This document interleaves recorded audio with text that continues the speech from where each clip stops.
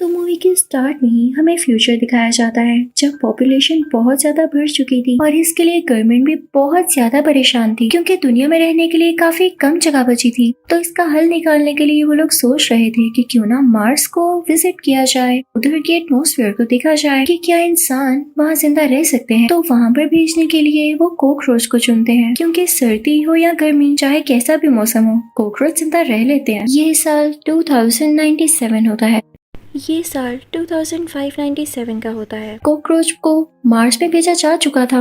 तो मूवी में जो नया सीन दिखाया जाता है वो 2597 का होता है, यानी 2597 का, जहां हम एक लड़की और एक लड़की को देखते हैं। लड़की का नाम नेनाओ होता है और लड़के का नाम कोमाची। वो दोनों काफी डर कर किसी रोड पर भाग रहे होते हैं क्योंकि उनके पीछे पुलिस होती है, उन पर किसी मर्डर का इल्जाम होता है। तभी इन्हें एक डॉक्टर पकड़ लेता है जो कि गवर्नमेंट के लिए काम किया करता था, जबकि वो कहीं से डॉक्टर तो लग ही नहीं रहा था। फिर अब वो नेनाओ और कोमाची से कहता है तुम लोगों को मेरे लिए एक काम करना होगा। अब वो इन दोनों से कहता है जो कॉकरोच 500 साल पहले मार्स पर भेजा गया था तुम लोगों को उसको मेरे पास लाना होगा ताकि मैं देख तो सकूं कि उस पर क्या चेंजेस आए हैं और इसका फायदा क्या होगा। वो ये कि मैं तुम दोनों पर लगे हुए इल्जामों को हटा दूंगा, तुम्हारे पीछे कोई पुलिस नहीं आएगी और तो और इसके लिए मैं तुम लोगों को बहुत ज्यादा पैसा भी दूंगा। तो कोमाची और नेनाओ मान जाते हैं, लेकिन उन्होंने फौरन ही मार्स के लिए नहीं निकलना था। इनकी पूरे 2 साल ट्रेनिंग होती है। इनके साथ और भी लोग होते हैं जिन्होंने मार्स पर जाना और कुछ ही टाइम में ये लोग मार्स पर पहुंच जाते हैं। अब ये लोग वहाँ जाते बेहोश कर देने वाली गैस छोड़ देते हैं ताकि मार्स पर मौजूद सारे के सारे कॉकरोचेस बेहोश हो जाएं। लेकिन जब ये लोग इधर उधर ढूंढने लगते हैं तो हैरानी की बात कि इनको एक भी कॉकरोच नहीं मिलता। कोमाची के एक और साथी का नाम जेन होता है। अब जब जेन अपनी साथी के साथ आगे जा रहा होता है तो उसे कॉकरोच की जगह एक क्रिएचर दिखाई देती है। वो बिल्कुल इंसानों की तरह खड़ी हुई थी,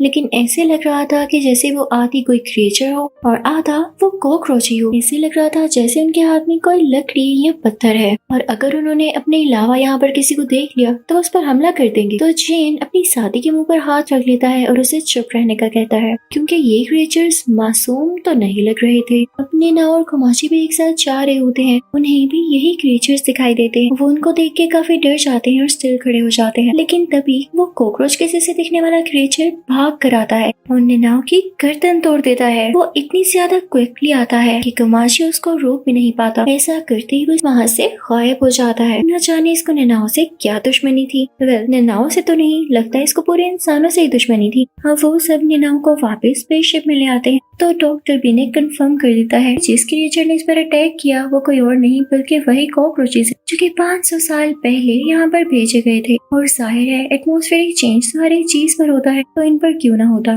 ये इवॉल्व हो गए, एक बड़ी सी क्रिएचर में बदल गए। इसके साथ साथ इनमें थिंकिंग एबिलिटी भी और काफी ज्यादा पावर भी आ गई जिसका यूज करना ये काफी अच्छे तरीके से जानते हैं। तो अब डॉक्टर बताता है कि इनसे लड़ने का एक तरीका है। मेरे पास एक ऐसा इंजेक्शन है जो कि तुम लोगों के अंदर इंजेक्ट होते ही तुम्हें पावरफुल बना देगा। कुछ टाइम के लिए तुम लोगों में भी एबिलिटीज आ जाएंगी। इसी के साथ वही कॉकरोच क्रिएचर्स आ जाते हैं। तभी इनके क्रू में से एक आदमी बाहर आता है जिसने अपने सर पर कोई कपड़ा बांधा होता है। वो कहता है कि मेरे अंदर ये इंजेक्शन इंजेक्ट कर दिया जाए। अब उसको इंजेक्शन लगा दिया जाता है तो उसमें भी वो पावर्स आ जाती हैं। उसके हाथ से आग निकलने लगती है तो अपने सामने खड़े हुए क्रिएचर को उस आग से मार डालता है। उनका रूफ शीशे का होता है तो एक क्रिएचर उस ग्लास रूफ को तोड़ते हुए अंदर आ जाता है और वो वहाँ पर 2 आदमियों को मार डालता है। वो एक आदमी की गर्दन उसकी बॉडी से लेता ही कर देता है। लगता है ये इनका फेवरेट काम है। ये देखते हुए कैप्टन को तो बहुत ज्यादा गुस्सा आता है तो वो भी इंजेक्शन ले लेता है और बुलेट आंट में बदल जाता है।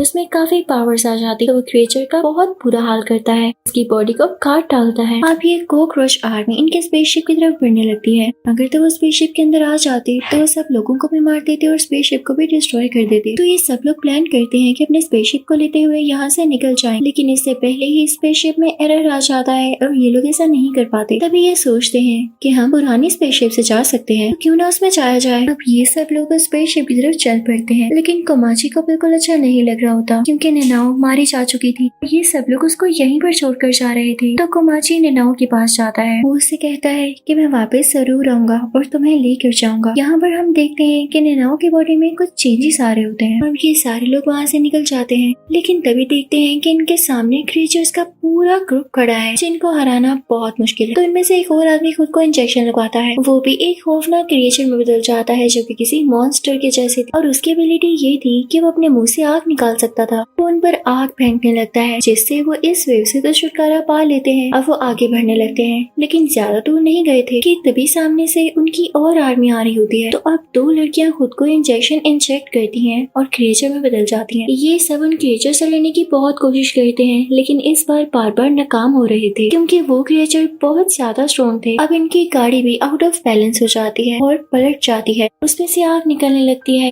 वो बहुत बार पलटती है जिससे वो बिल्कुल डैमेज हो जाती है और उसमें से वो दोनों कैरेक्टर्स बाहर आकर गिरते हैं। लेकिन यहाँ मजे की बात ये होती है कि इतनी बार पलटने के बाद भी गाड़ी दोबारा से स्टार्ट हो जाती है। वो गाड़ी ऑटो होती है और अपने आप ही चलने लगती है। तभी क्रिएचर्स का हमला होता है इन 3 लोगों पर जो कि डॉक्टर के साथ आए, लेकिन क्रिएचर्स इनके बहुत करीब आ जाते हैं। एक का सर उड़ा देते हैं, एक को अपने स्टिक से बहुत जोर से मारते हैं कि वो जमीन पर जाकर लग जाए और इसी तरह से वो क्रिएचर्स उन तीनों को मार डालते हैं। अब स्पेसशिप में एक लड़की स्पेसशिप को जमीन के लिए सेट कर देती है क्योंकि वो लोग इस प्लेनेट पर और रुकना नहीं चाहते थे, क्योंकि जिन कॉकरोचेस को वो पकड़ने आए थे वो तो अब एक क्रिएचर में बदल चुके थे जो कि उनके कंट्रोल में बिल्कुल नहीं थी। लेकिन इससे पहले उनको बाहर किसी चीज की आवाज आती है। जब वो बाहर जाकर देखते हैं तो उनके साथी मर चुके होते हैं, लेकिन वहाँ पर 2 ही डेड बॉडीज होती हैं। पता नहीं तीसरा आदमी कहाँ गया। अब कोमाची को गुस्सा आ जाता है। कोमाची, चेन और एक और लड़की भी अपने अंदर वो इंजेक्शन इंजेक्ट कर लेते हैं और उनमें भी अब एबिलिटीज आ जाती हैं। अब वो चाहते हैं क्रिएचर्स के पास उन्हें मारने के लिए कि तभी हम देखते हैं कि वो क्रिएचर्स कैप्टन को मारने वाले होते। लेकिन तभी एक लड़की जो कि पहले हमें लग रही थी कि क्रिएचर्स नहीं मारती होगी, वो उनमें से एक क्रिएचर की बॉडी को चीरते हुए बाहर आती है और कैप्टन पर ही शूट कर देती है। साथ ही वो अपने एक साथी पर पानी फेंकती है और हमें यहाँ पर पता चलता है कि ये दोनों डॉक्टर के लिए सीक्रेटली काम करते थे। ये एक एग के बारे में डॉक्टर को बताते हैं। हो सकता है कि इन्हीं क्रिएचर्स का एग हो।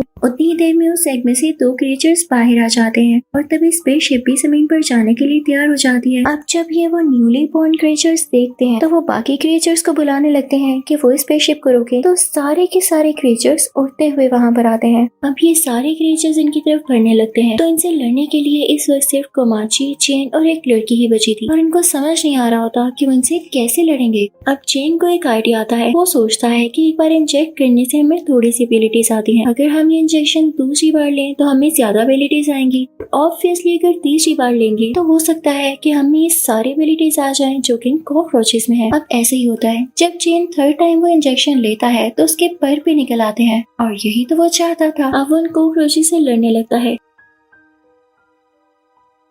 लेकिन वो इतने ज्यादा और इतने स्ट्रॉन्ग होते हैं कि ये लोग उन्हें हरा ही नहीं पा रहे होते। तो अब चेन चौथी बार खुद को इंजेक्ट करता है, जिसके बाद ये मॉन्स्टर बन जाता है और जाहिर है इसमें पावर्स भी उतने ही होंगे। लेकिन काफी ज्यादा टाइम हो जाने के बाद भी जब वो क्रिएचर्स को नहीं हरा पाता तो वो काफी ज्यादा थक जाता है। तब कोमाची आगे आता है और वो कहता है कि मैं इन क्रिएचर्स को हराऊंगा। अब कोमाची इन क्रिएचर से लड़ने लगता है। जैसे ही कोमाची उन क्रिएचर्स में से एक क्रिएचर के पास जाता है तो वो क्रिएचर कोमाची को ही पकड़ लेता है और उसे मारने वाला होता है कि तभी उसकी नजर एक ग्लोइंग चीज पर पड़ती है जो कि उड़ के उसकी तरफ ही आ रही होती है। उससे बहुत ही प्यारी गोल्डन डस्ट गिर रही होती है। वो कोई फीमेल फेरी लग रही होती है। तो सुन लीजिए ये असल में थी कौन। ये नेनाओ होती है जो कि अपने इस कैरेक्टर में परमानेंटली आ चुकी थी, यानी ये उस टाइम मुकम्मल तौर पर मरी नहीं थी बल्कि इसने वापस आना था। कोमाची ये देख के बहुत खुश होता है और नेनाओ की तरफ बढ़ ही रहा होता है कि तभी क्रिएचर को समझ आ जाती है कि ये ग्लो कर रही है और हो सकता है कि जब इस पर शूट किया जाए तो ये ब्लास्ट कर जाए, इस तरह से मैं इसे मार सकूं। तो वो सालिम क्रिएचर इसी तरह करता है। ग्लोइंग नेनाओ पर शूट करने की वजह से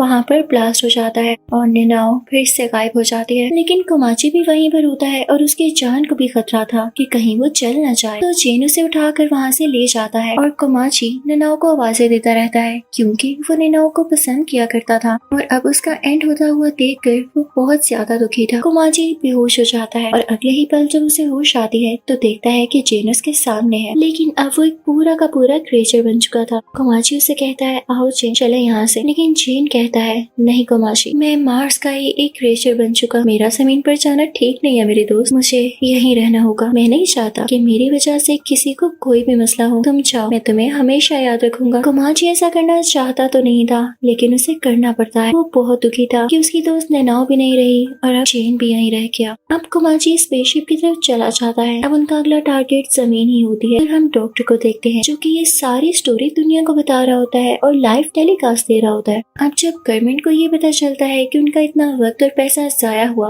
और डॉक्टर वहाँ से कुछ भी न ला पाया, वो अपने मिशन में फेल हो गया, तो वो हुक्म देती है कि इसको मार दिया जाए। इसने वहाँ जाकर लोगों की जानों से खेला है और हमें ट्रिक करने की कोशिश की है। अब हम देखते हैं कि जो डॉक्टर की असिस्टेंट होती है उसे भी उस पर काफी गुस्सा होता है, क्योंकि वाकई डॉक्टर बात का पक्का नहीं होता, तो उस पर शूट करने लगती है। लेकिन डॉक्टर बहुत चालाक था, वो जानता था कि एट द एंड उसके साथ क्या होगा, तो वो उस बुलेट को कंट्रोल कर लेता है। वो काफी स्लो हो जाती है। तभी उसी गन पर हम एक स्पाइडर देखते हैं जिसके अंदर से एक गैस बाहर आती है। जैसे ही वो गैस वो लड़की सूंघती है तो उसकी तबीयत